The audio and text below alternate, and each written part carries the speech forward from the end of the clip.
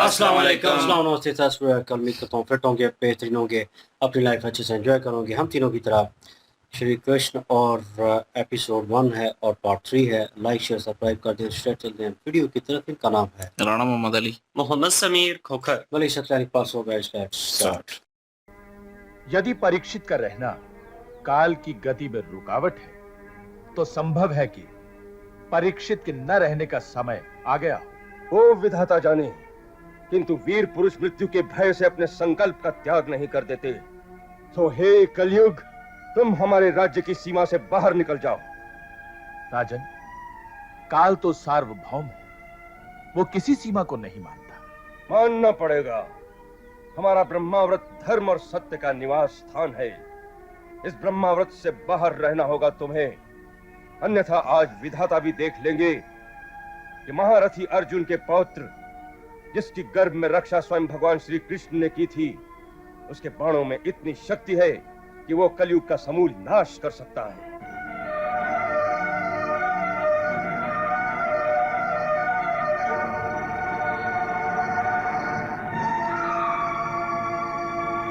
राजन, आपका वचन भी रह जाए और प्रकृति का नियम भी न टूटे, इसलिए मैं आपके जीवन काल तक अपने आप को कुछ सीमाओं में बांधना स्वीकार करता हूं। राजन, मैं आपकी शरण में आया हूं और शरण में आए हुए को स्थान देना आपका धर्म है। इसलिए मुझे वो स्थान बताइए जहां मैं रह सकूं। तुमने पांडववंशी राजा से शरण मांगी है, हम तुम्हें रहने का स्थान अवश्य देंगे। परंतु तुम अधर्म के सहायक हो, इसलिए हम तुम्हें केवल 4 स्थानों में रहने की अनुमति देते हैं। जहां जुआ खेला जाता हो, जहां मद्यपान होता हो, जहां परस्त्री संग हो और जहां हिंसा होती हो। उन स्थानों में क्रमशः असत्य, मद, काम और निर्दयता, ये 4 अधर्म निवास करते हैं। सो तुम वहीं रहो। प्रभु, ये चारों स्थान सीमित हैं। मुझे कोई और स्थान भी प्रदान करें।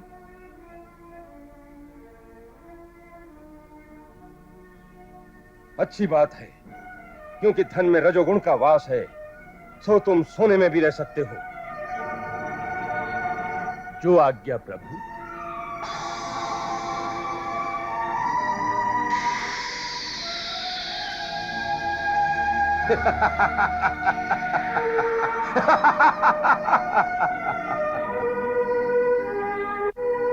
महाराज के सिर पर सोने का मुकुट था, सो कलयुग सर्वप्रथम उसी में बैठकर मुस्कुराने लगा। उस दिन परीक्षित शिकार की तलाश में बहुत भटके।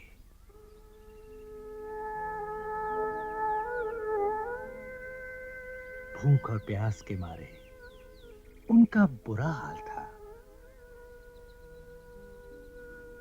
सांझ के समय थके हारे वो शमीक ऋषि के आश्रम में पहुंचे।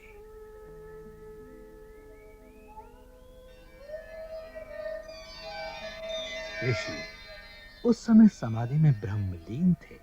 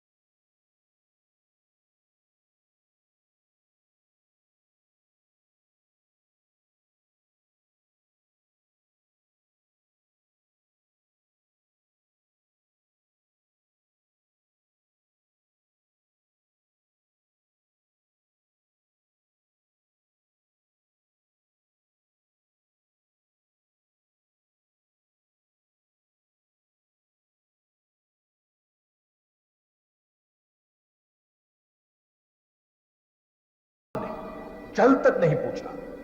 इसी समय इस दुष्ट का वध कर देना चाहिए। अवश्य, ये दंड का अधिकारी है।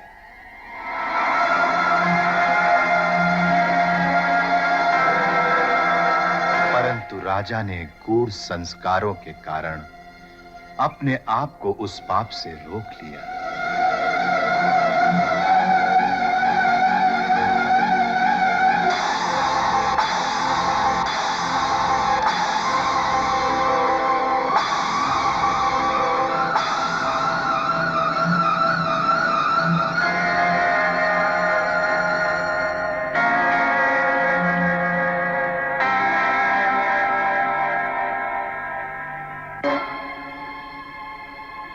क्रोधवश उन्होंने एक मरा हुआ सांप महर्षि शमीक के गले में डाल दिया।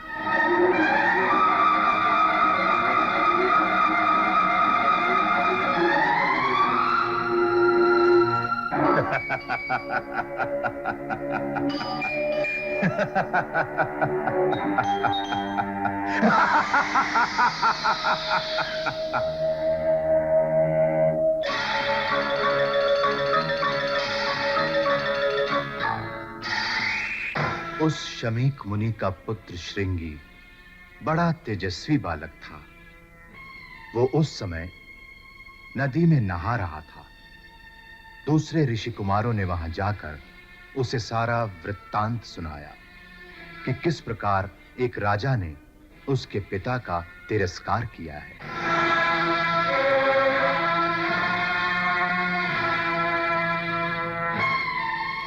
उनकी बात सुनकर वो क्रोध से पागल हो गया और उसी क्षण नदी का जल अंजलि में भरकर उसने राजा को श्राप दिया। जिस अभिमानी और मूर्ख राजा ने मेरे महान पिता का ऐसा घोर अपमान किया है, वही महापापी आज से 7वें दिन तक्षकनाग के काटने से उसकी प्रचंड विषाग्नि में जलकर भस्म हो जाएगा। ये मेरा श्राप इस धरती पर किसी के ताले से नहीं टल सकेगा।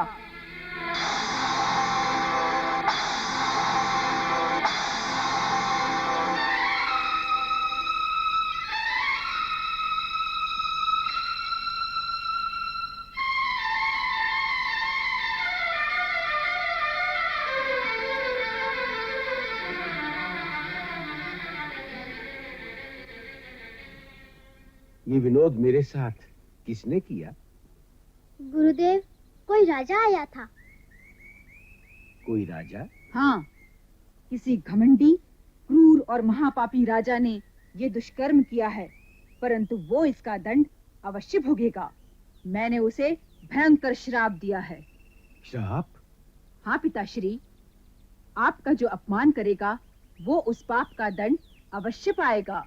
तक्षकनाग के विष में जो भयंकर ज्वाला होती है, आज से 7वें दिन उसी ज्वाला की लपटों में वो पापी भस्म हो जाएगा। तुम जानते हो वो कौन था? नहीं।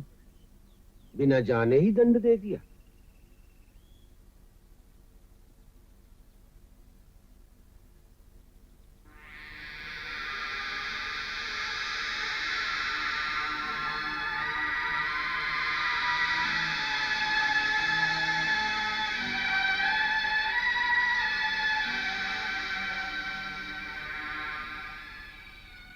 वत्स, तुमने बड़ा अनर्थ कर दिया। एक बड़े ही यशस्वी धर्म धुरंधर सम्राट को एक छोटी सी भूल के लिए इतना भयानक श्राप दे दिया है।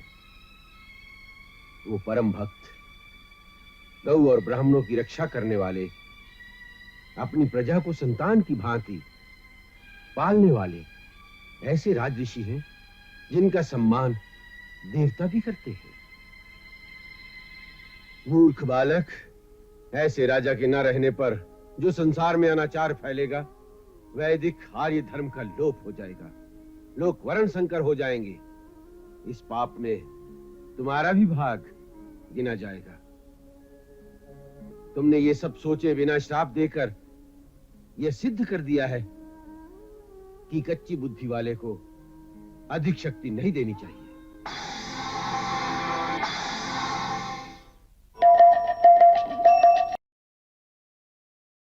कहते हैं कि जो भाग्य में लिखा होता है, जो वक़्त का लिखा होता है, वो कभी भी टल नहीं सकता। यहाँ पे कलयुग जो प्रवेश करना चाहते थे समाज में, तो राजा जो हैं प्रतीक्षित, वो बहुत ही धर्म के रास्ते पे चलने वाले हैं, पांडवों के वंशज भी हैं।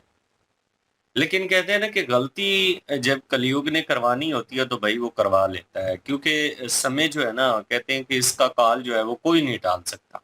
जब काल ने आना होता है तो वो आ जाता है, उसके ज़रिए बन जाते हैं आने के।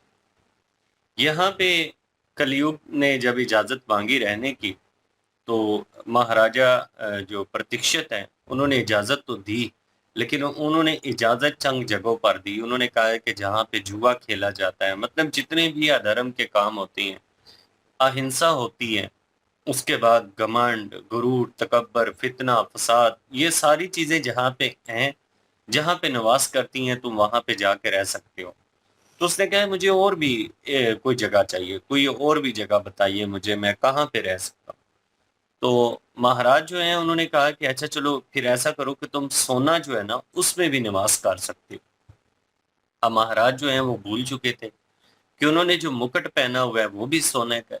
अब काल जो है वो उसमें प्रवेश कर गया, उनकी बुद्धि पे सवार जो मुकुट था उसमें वो जा बसा, और जब उसमें वो प्रवेश कर गया तो फिर ज़ाहिर सी बात है बुद्धि को वो भटकाने में टाइम तो नहीं लगाएगा।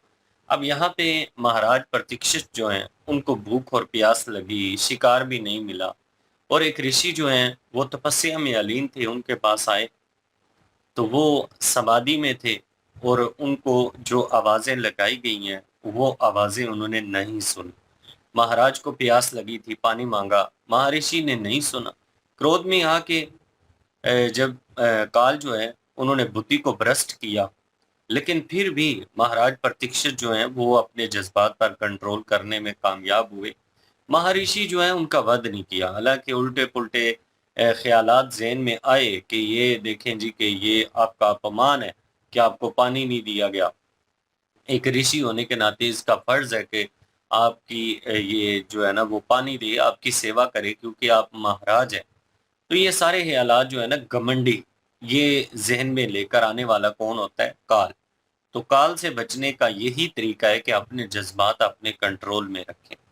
महाराज महाराज प्रतीक्षित जो हैं उन्होंने अपने जज्बात को कंट्रोल तो किया, लेकिन क्रोध जो था उसको वो संभाल नहीं सके, और क्रोध जो है उसमें आकर उन्होंने जो मरा हुआ सांप है वो महर्षि जो थे उनके गले में डाल दिया। अब उनके जो पुत्र हैं उन्होंने उनको श्राप दे दिए कि एक ऐसा टाइम आएगा कि आपने नाग के माध्यम से मेरे पिता का अपमान किया है, तो नाग दक्षक जो है उसके ढसने से आप जो है आपकी मृत्यु होगी। अब उनके पिता को जब पता चला है तो वो काफ़ी ज़्यादा अफ़सोस कर रही है कि आपने ये क्या किया। अब यहाँ पे सीख भी है कि कच्ची बुद्धि वाले जो लोग होते हैं ना, जो बच्चे होते हैं, उनके पास अगर ज्ञान ज़्यादा आ जाए, जिनका कंट्रोल नहीं होता, तो वो फिर उस ज्ञान का इस्तेमाल जो है वो अच्छे तरीके से नहीं करना जानते। अब महर्षि जो हैं वो तो मैच्योर है, वो तो इन सब चीज़ों को समझते हैं, तो उन्होंने तो अपने ज्ञान को सँभाल के रखा हुआ है। जो उनके पास शक्तियाँ हैं, उन शक्तियों को वो उसी टाइम इस्तेमाल करते हैं जब धर्म और अधर्म की बात आए। जब इस तरह के जज़्बात की बात आए, अपमान की बात आए, तो वहाँ पे उन्होंने कोई भी इस चीज़ का उपयोग नहीं किया। बिल्कुल जी, यहाँ पे देखने को मिला कि महाराज जो हैं कह लें कि काल के काबू में जो है वो आ चुके हैं, और वो कहीं न कहीं जो है इन्हें कह लें फँसाने में कामयाब हो गया, क्योंकि फाइनली जो लास्ट ऑप्शन उसने माँगी थी कि कोई और जगह भी हो, तो वो और जगह जो है उन्होंने सोने का ज़िक्र किया, तो उस वक़्त उनके चेहरे पे के ऊपर जो है एक मुस्कुराहट आई, और वो मुस्कुराहट थी कि हाँ, यही मैं चाहता था, और वो मुकुट जो पहना हुआ था उसी में वो समा के, मतलब कि उनके दिमाग में उन्होंने घर कर लिया। अब कंट्रोल जो है कहीं पे भी कुछ गलत करवाना हो तो वो जो है उनको करवा सकते थे। फाइनली जो है शिकार पे मेरे ख्याल में निकले हुए थे, और जो है शिकार में खाने-पीने का या सबसे ज़्यादा प्यास का होता है, तो वो वहाँ पे पहुँचे हैं इसी तरह शिकार के करते-करते, और एक ऋषि मुनि जो है वो नज़र आए हैं, वो तपस्या में लीन थे और समाधि में लीन थे। और वो जो है इतने गहरे वहाँ पे समाधि में लीन थे कि उनके बिल्कुल सर के ऊपर खड़े थे महाराज, और बार-बार जो है कह लें कि एक किस्म की पहले रिक्वेस्ट की कि मुझे पानी चाहिए और ये और वो। तो बाद में वो थोड़ा गुस्सा हो गए, क्रोधित हुए क्योंकि बात सुनी नहीं गई। और जो काल है उसने अपना रंग दिखाना शुरू कर दिया कि यही मौका है। उसने जिस तरह की बातें की, ये है ही मतलब झूठा, जानबूझ के तुम्हें रिप्लाई नहीं कर रहा, देख नहीं रहा, सुन नहीं रहा। तो मतलब वो वाले शक व शुबात ज़हन में डाले जिससे उसके अगेंस्ट जो है वो गुस्सा पैदा हो और वो कहीं न कहीं कुछ गलती जो है वो करवाना चाहता है। और वही चीज़ चाहता था और तीर जो है वो तान लिया गया उनकी तरफ से। लेकिन कहीं न कहीं अच्छाई मौजूद थी जो बुराई के ऊपर हावी हुई और फाइनली जो है वो तीर ताना हुआ पीछे कर लिया। वरना इन्होंने चला देना था, मतलब उनकी अच्छाई थी उनमें मौजूद जिसने जो है बुराई के ऊपर काबू किया और उन्होंने अपना फ़ैसला रिवर्स कर लिया। तो फाइनली जो है जिस तरह अगेन उनके ज़हन में वो चीज़ आई कि उन्होंने वो साँप जो है उनके गले में डाल दिया। अब उनके पुत्र ने जो कह लें कि सबने बताया और उनके पुत्र ने वहाँ पे वही मुट्ठी में पानी भरा और वहीं पे शराब दे दिया। और वो शराब जो है वो बड़ा ख़तरनाक था कि मतलब उनकी मृत्यु होगी होगी कन्फर्म। तो वो दक्षिण नाग हैं जो उनकी तरफ से उनको डसा जाएगा। और क्योंकि उन्होंने कहा कि आपके पिता को अपमानित किया गया है, तो आपके साथ जो है उन्होंने कहा कि उसके साथ महाराज जो था उसके साथ भी वही होगा। तो फाइनली उन्होंने शराब दे दी है और जो है उनके पिता जो है उनको डांट रहे हैं, इस चीज़ के ऊपर गुस्सा हो रहे हैं। और ये भी उन्होंने कहा है कि उनका कि मतलब कच्चा ज़हन है तुम्हारा और तुम बच्चे थे अभी, तुम्हें मतलब ये एक किस्म का उन्होंने कह लें कि उनके ज़हन में आया कि कच्ची उम्र के बच्चे को, ठीक है, और जिसके पास जो है वो तजुर्बा ना हो, उसको ऐसी चीज़ जो है वो नहीं देनी चाहिए। तुमने गलत उपयोग किया है इस चीज़ का और तुम्हें बाद में पता चलेगा कि वो कितने ठीक हैं, क्योंकि ठीक थे तभी उन्होंने जो है बुराई के ऊपर काबू पा लिया था, उनके ऊपर हमला नहीं किया था। देखते हैं क्या होता है आगे। बिल्कुल जी। और वो बता रहे थे कि ये ब्राह्मणों के, गाँव के और ये अपनी राया के हक में बहुत बेहतर थे और उनका बहुत ख्याल रखते थे, उनकी प्रोटेक्शन करते थे। हुँ। और अब उनके जाने के बाद जो है वो जो हाल होगा, जो अफरा तफरी फैलेगी, उसके भागीदार तुम भी होगे। तो चलिए जी, देखते हैं आगे क्या होता है। बिल्कुल जी, नेक्स्ट पार्ट पे चलते हैं। लाइक, शेयर, सब्सक्राइब कर दीजिएगा। इंशाल्लाह मिलते हैं नेक्स्ट वीडियो में। अपना ख्याल रखिएगा, दुआ में याद रखिएगा। तब तक के लिए अल्लाह अल्लाह हाफिज, हाफिज़, पीस। पीस।